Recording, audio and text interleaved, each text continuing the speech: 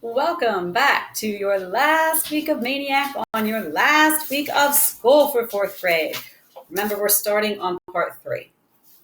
Obviously, we know we don't need to rethink about the way part 2 ended. I think that's still close enough in all of our hearts. We just all remember. So let's see how Maniac is doing now that he is alone again. January of that year was too cold and dry for snow. It was a month of frozen hardness, of ice. Maniac drifted from hour to hour, day to day, alone with his memories, a stunned and solitary wanderer. He ate only to keep from starving. He warmed his body only enough to keep it from freezing to death, and he ran only because there was no reason to stop. If the superintendent had even allowed it, he could not have brought himself to stay at the band shell any longer. He returned only long enough to pick up a few things: a blanket, some non-perishable food, Grayson's glove, and as many books as he could squeeze into the old black satchel that had hauled Grayson's belongings around the minor leagues. Before he left for good, he got some paint and angrily brushed over the 101 that he had painted outside the door. Remember how happy he was when he did that to show his address. During the days, he ran, usually a slow jog, but sometimes he would suddenly sprint, furious, 10 or 20-second bursts, as though trying to make himself leave himself behind. Sometimes he walked. He crossed and recrossed the river. He wandered in all directions through all the surrounding communities and townships: Bridgeport, East Norton, West Norton, Jeffersonville, Plymouth, Worcester. Whenever he crossed the bridge over the Schuylkill, he turned his eyes so as not to see the nearby P&W trestle. Remember why, guys? Remember, that's how his parents died in the P&W trolley crash. Remember, it was the trestle was where the trolley is hung from way high up above the city, and that was where his parents died. So he runs everywhere, but when he goes there, he can't even look. Even so, even though he wasn't looking, in his mind's eye, he saw the red and yellow trolley careening from the high track and plunging into the water, killing his parents, and he saw it over and over again. So after a while, he stopped crossing that bridge when he ran. Other than that, he went wherever there was room to go forward, along roads, alleys, railroad tracks, across fields and cemeteries and golf courses. From high above, a tracing of his route would have looked as hopelessly tangled as cobble's knot. By nightfall, he was back in Two Mills. He would retrieve the satchel from wherever he had stashed it and find a place to endure the night. A few times he had revisited the buffalo pen, where he covered himself with a second blanket of straw.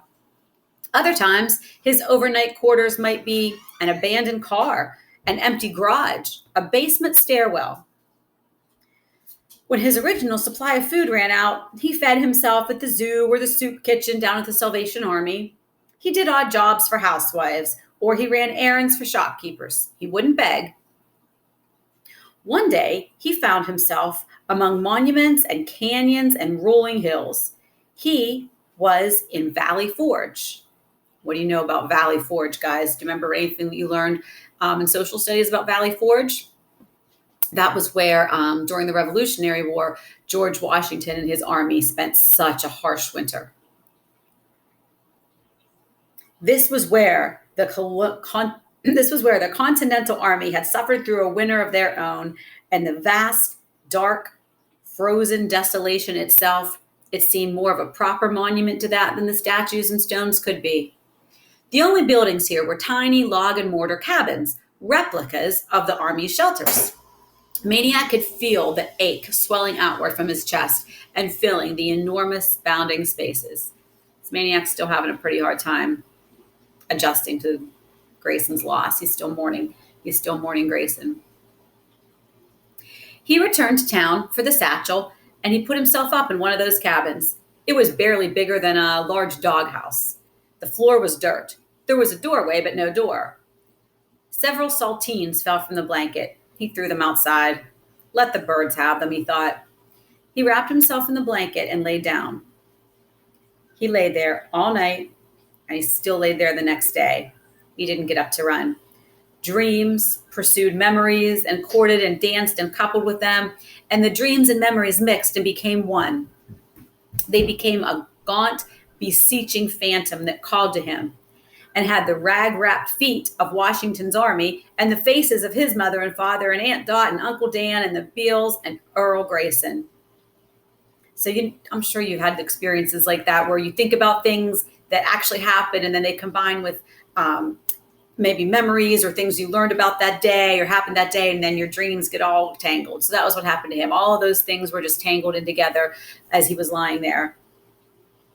But he decided that in that army that he was dreaming of, there would be no more recruits. No one else would orphan him. The second evening came and went. Maniac didn't move. He never stirred. Knowing it would not be fast or easy, and wanting, deserving nothing less, grimly, patiently, he waited for death. Wow, how sad is that? Maniac just lying in a cabin at Valley Forge all alone. He doesn't have the energy to get up and run or even try to feed himself or keep himself warm. He's just going to lay there. Pretty sad. That's where chapter 33 ends, with him lying there. Now, chapter 34 is when this book takes another big turn. So we're going to see who the new characters are. Obviously, we met the Beals. We met all our main characters in part 1. Then Grayson was who we met in part 2. Let's see who we come across in part 3. You'll be surprised, I think. It was during the second night in the cabin that he heard these little voices. They were not soldiers' voices. I'm going in this one. No, that one. That one's bigger. I'm tired. I'm stopping. You stupid meatball. It's right there. I'm telling you, another 2 seconds. No, I'm staying. Well, great, you big beef jerky. Stay. I'm going to that one. Good night. Silence. Then, hold on, I'm coming.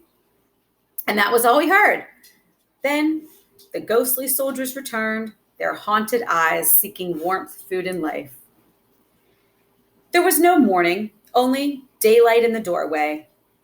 He still didn't know what the voices were. He pushed himself up, dragged himself outside into the blinding light. The saltines lay in the brown, frozen grass, and the next cabin was nearby. January slipped an icy finger under his collar and down his back.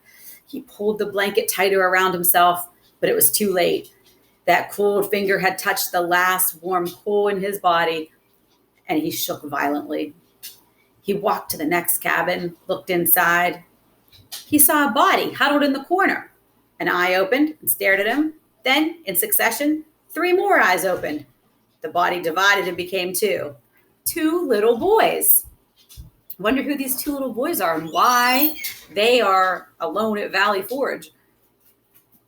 Get a load of this meatball, said the one with the front tooth missing. He walks around with a blanket on. Hey, meatball, why don't you bring your mattress along too? The kid said. Yeah, and your pillow, screeched the other. Then Missing Tooth whipped off his woolen cat and smacked the Screecher kid in the face, while Screecher retaliated and Maniac had to step back while a 2-kid tornado swirled around the cabin. When they finished fighting, they rolled onto their backs, shook their legs in the ceiling, and laughed as long as they had fought. The volume coming from the Screecher one was incredible, as though a microphone were embedded in his little throat. Finally, Missing Tooth rediscovered the stranger standing in the doorway. Hey, Meatball, you running away too? No, not really, Maniac replied.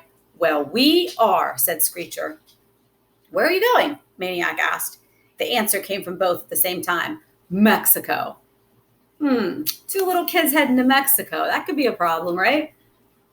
Maniac bit back a grin. When they stood, he saw that they couldn't have been more than 4 feet tall or maybe 8 years old. Well, he said, it is good and warm down there, but it's pretty far away, you know.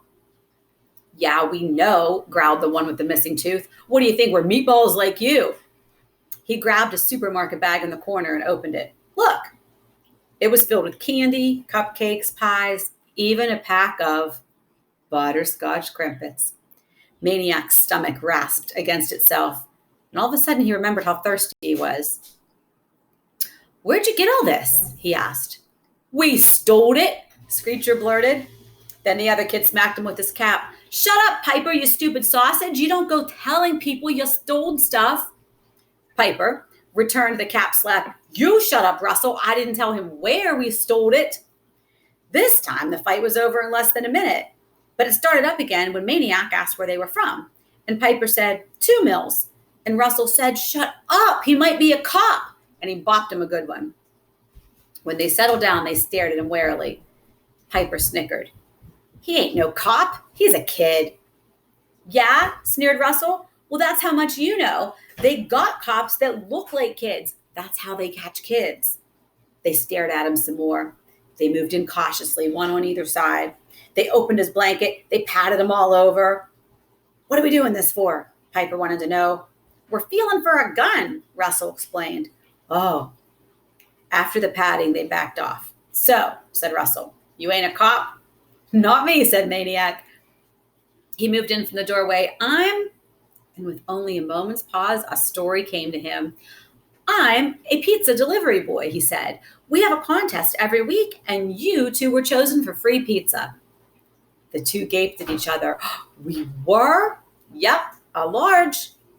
Where is it? Demanded Russell, glancing around. Well, at Cobble's Corner, Maniac said, and you have 24 hours to claim your prize. He waited while they bickered over what to do. Valley Forge was a good 5 or 6 miles from 2 mills. These kids might not have made it the whole way to Mexico, but they sure had come a long way and stayed out overnight. And Maniac figured somewhere, someone must be worried sick about them. And he had a feeling that they weren't kidding about stealing that food. He figured he'd better help them make up their minds. You know, he said, you're taking the long way to Mexico. If you come back to 2 mills with me, I'll show you a shortcut. Well, that did it. So soon the three of them were trekking past the Washington Memorial Chapel, Russell and Piper with their bag and Maniac with his satchel. It was early afternoon when they walked into Cobble's Corner at Hector and Birch. Maniac produced his certificate for conquering Cobble's Knot, and 20 minutes later, the young runaways were attacking a large pizza with pepperoni.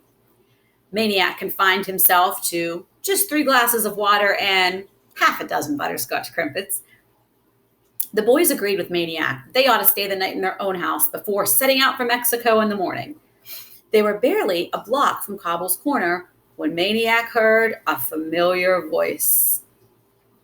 Let's think. Who's going to be looking for Maniac? Bellowing and barreling down the street was the fearsome fastballer, the king of the Cobras, John McNabb. And he was roaring mad. Maniac might have taken off, but he found himself clutched at and clung to by those 2 little urchins. They huddled behind him like babies on a possum's back as Giant John came red-faced and huffing up to them. Where you been? He yelled. As Maniac considered how he ought to answer, the kids peeped up from behind him. We wasn't no place, John. We was right here. We was right here with this kid. And he ain't no cop neither, John. We checked him out.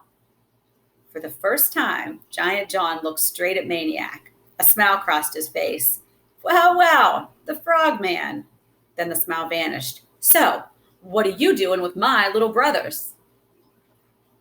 Can you believe it? Can you believe Russell and Piper? Out of all the people he happened to meet up with, he met up with John McNabb's 2 little brothers. So John doesn't seem very happy. Seemed like he was upset with his brothers for running away when he yelled, where have you been? Now he's not smiling anymore and yelling to Maniac, where have you been with my brothers? This could get interesting, right? Okay, so make your predictions for next time, how you think Maniac's going to handle this new situation he found himself in with John McNabb, the leader of the Cobra Gang, who does not like him. And that's what you should think about. And then chapter 35 will be when we pick up next. See ya.